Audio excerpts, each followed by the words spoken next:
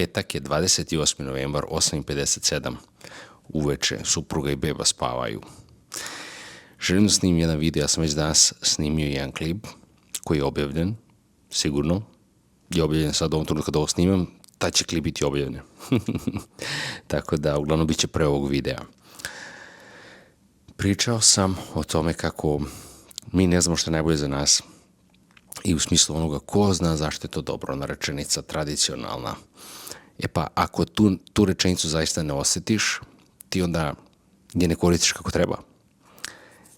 U klipu sam objašnjavao kako klijenti mi otkazuju, klijenti mi stopiraju treninge, putuju i tako dalje, a ja želim da radim online. To mi je želja.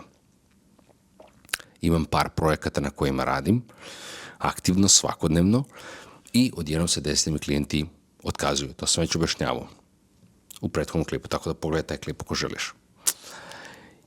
I mi ne znamo zašto je to najbolje za nas. Isti dan, danas, popodne, posle igranja sa detetom, suprug otvara vrata, a na vratima nalepljeno iz suda da napustimo stan. Sad, ovde po zakonu je 12 meseci, što znači dobili smo papir da treba da napustimo stan u kom uživamo.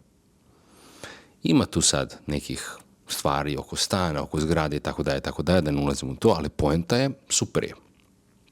Teretana, bazen, pristup, parking, sve top. Ali poenta je, ukoliko ja želim život koji želim, on nije u ovom stanu.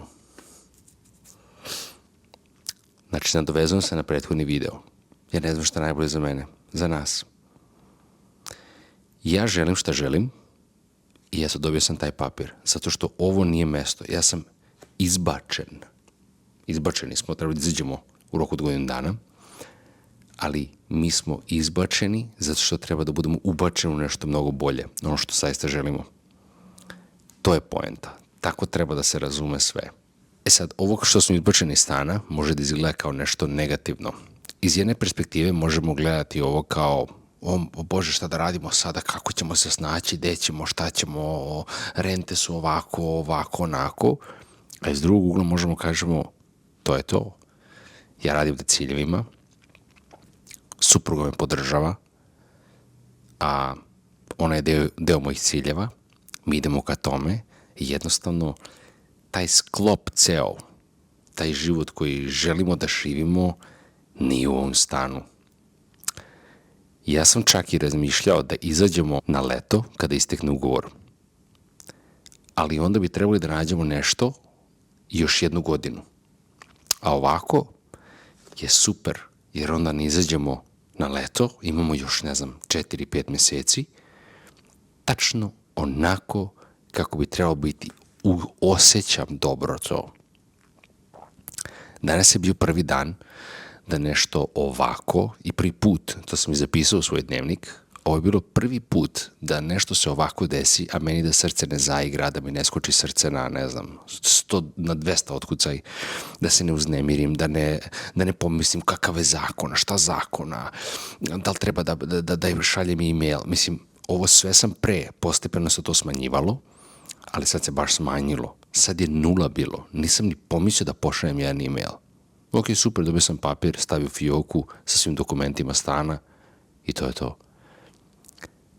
Ja ne znam šta je najbolje, ja samo znam da ono što ja vidim, zamišljam i želim, kad zatvorim oči, to nije ovaj stan. Što znači, to što smo izbačeni će da ubrza proces da dobijem ono što želim da dobijem za nas. Ako ostanemo, znači imam šanse da budem onako u komfort zoni, ajde još jednu godinu. Čovječe, 11 godina sam ovde. Evo sad je dete tu. Tako da imam ciljeve i Bog, univerzum, šta god verujemo, radi na tome. Iako izgleda kao nešto negativno, mi ne znamo zašto je to najbolje za nas. Ne znamo, ne postoji mogućnost da znamo. I zato se kaže, ko zna zašto je to dobro. Ali mora da ga misliš, mora da ga osetiš. Što znači možemo prići iz straha. Jo, šta ću sad? Imamo još 12 meseci. A možda priđeš, wow, jedva čekam da vidim šta je sledeći, koje je sledeće poglavlje. Tako se razmišlja. A ovo se sve stvara i dešava se ovako onog momenta kada kreneš da postavljaš ciljeve. Bez ciljeva si bukvalno kao brod na pučini koji ugasi motore i očekuje da stigne negde.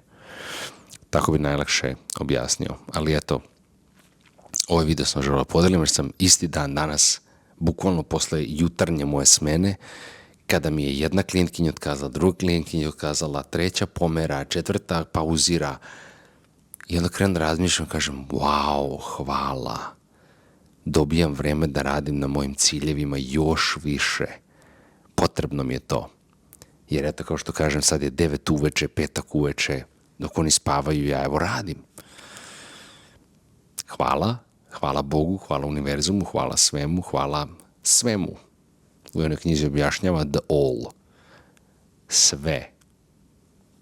Tako da, kao ne znamo šta je, ali sve. Tako da hvala svemu. Eto.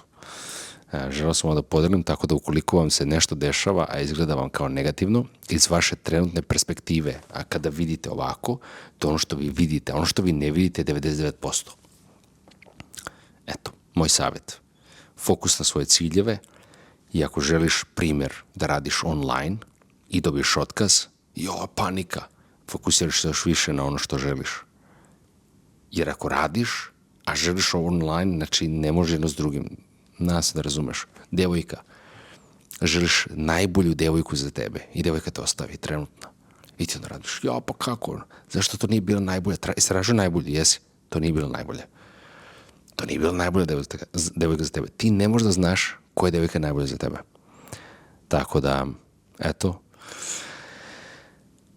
sve najbolje u svim poglavljima želim i ostvarivanju ciljeva i opet što kažem, ovaj video postavljam i za mene je da me podsjeti ukoliko se desi pad, a dešava se i to je normalno. Znači, dešavat će se padovi u životu.